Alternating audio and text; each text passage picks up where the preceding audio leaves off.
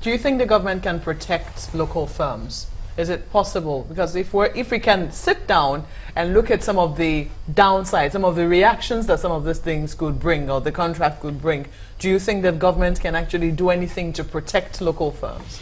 Well, it depends on if those terms were inbuilt into the contract. If the terms were built in favor of China, there's nothing you can do about it. You have to follow the terms of the contract.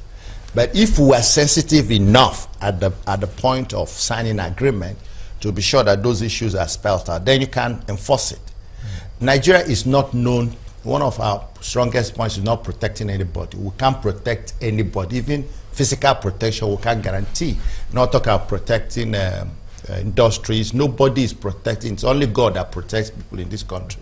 I was looking at, sorry to cut you there, I was looking at a slide that came up while you were talking, and some of the things I saw there were things I said, okay, I should ask you, perhaps maybe you should know if some of these industries already exist. And it has to do with this solar energy, construction of a 300 megawatt solar energy in Niger State. So if they're bringing a solar, maybe panel manufacturing plant, for instance, to Nigeria, it doesn't look like we have that already. Maybe the government can also say in that deal, all the things that we want them to do are things that we already don't have here. Is that possible?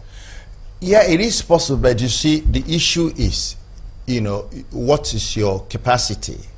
What are you bringing to the table? If you're asking for my money, man, I'm going to give you the conditions. And if you're as desperate as Nigeria seems to be, then you are not going to get the best deal. I mean, we are desperate for funding, and we're going to go wherever we can get it. And as I said, that's also natural. If a man needs a thing, the natural thing is to seek where you can get it. Is it just all about funding or development? Both. But you see, the issue is we cannot dictate to China if we're the people who are looking for the money. But don't we have China, standards that we should uphold? Yeah, but the standards, every standard has a gradient. It has to be between 0.006 and 0.008. People can take the 0.006. It's still within the standard. But the point Marvel made is that, yes, this is helpful for Nigeria, and I use my words in the short term to ease this current bottleneck. Because, guys, if you see what people in the business world are seeing today, and if we continue at this level, we'll go into a recession. Because there's no production, there's no productive activity. Commercial activities, you soon see product scarcities if we continued with the way we are trying to depend on the dollar that we're not finding.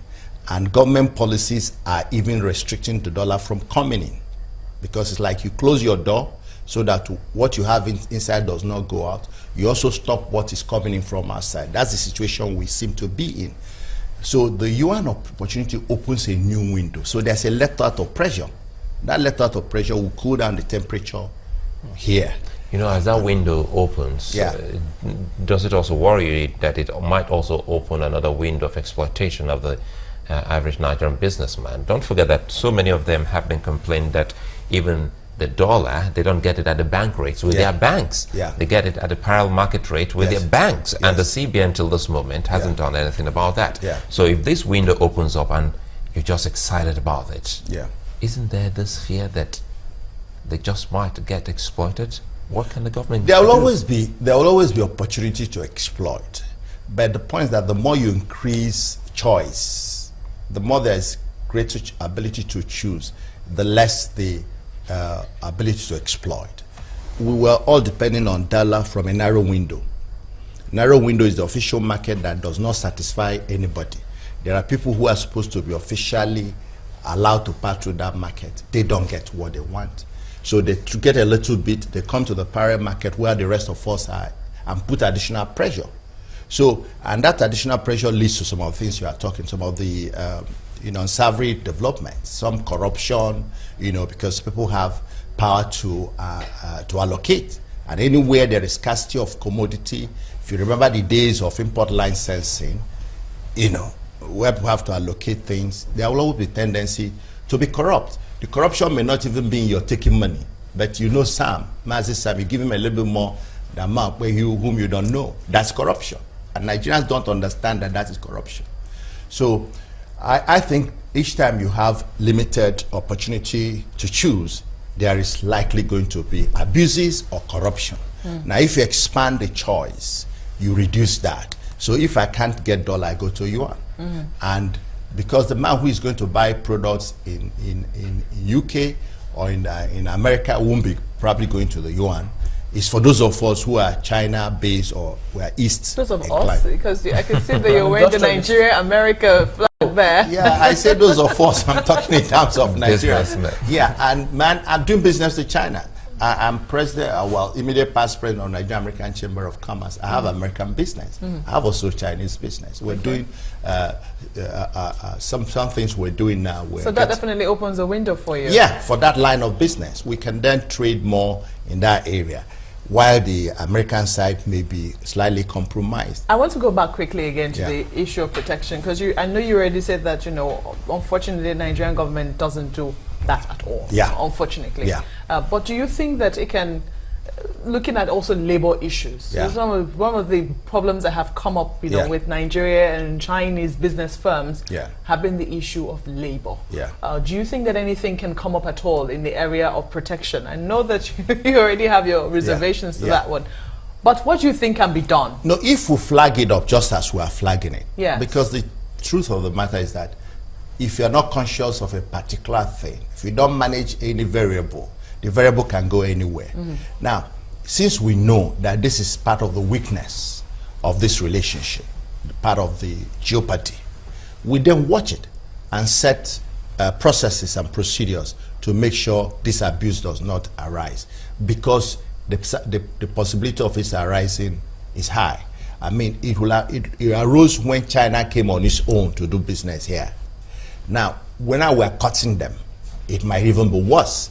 But if we are conscious, I mean, that's why discussions like this are helpful. And I believe that, you know, the government is listening to us.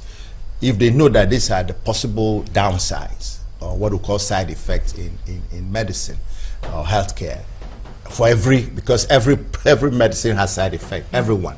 So it's a question of cost-benefit analysis. And I think that is what is in it. Going to China, for me, is not the easiest option for Nigeria. But I believe that it is expedient at this time.